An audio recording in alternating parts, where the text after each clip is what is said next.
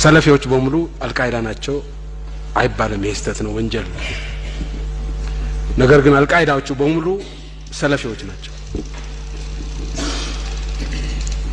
ኢትዮጵያም ውስጥ ለመጀመሪያ ጊዜ የአልቃይዳ ህዋስ ተገኝቷል። አብዛኛው ባሌና አርሲ ይሄ ህዋስ የዚህ ህዋስ አባላት የነበሩት በሙሉ ሰለፊዎች ናቸው። ይሄ ማለት ሰለፊዎቹ ኢትዮጵያ ውስጥ ያሉ ሰለፊዎች አልቃይዳ ናቸው ማለት አይደለም። በጣም የሚበዙት አይደሉም።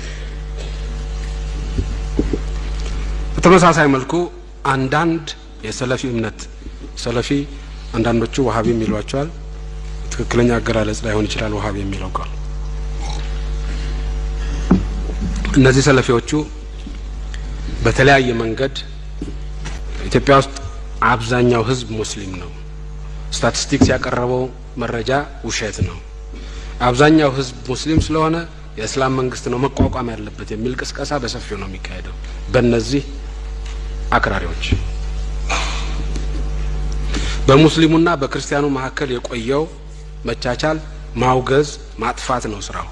አንዳንዶቹ ሰለፊዎች፣ ሁሉም አይደሉም፣ አንዳንዶቹ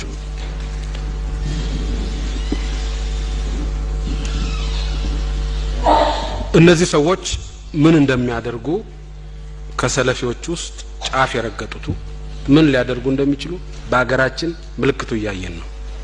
በአገራችን ብቻ ሳይሆን የመን ምን እየሰሩ እንደሆነ እናውቃለን።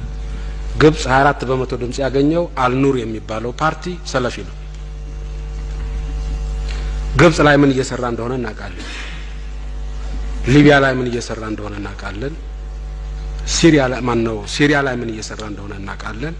ቱኒዚያ ላይ ምን እየሰራ እንደሆነ እናውቃለን። ይሄ ነገር በእንጭጩ መቀጨት አለበት። በእንጭጩ ካልተቀጨ ነገ ምን ውጤት እንደሚያመጣ ብዙ ርቀት መሄድ አያስፈልገንም ለማወቅ። የመን ማየት በቂ ነው። ግብጾቹን ራሳቸውን ማየትም በቂ ነው።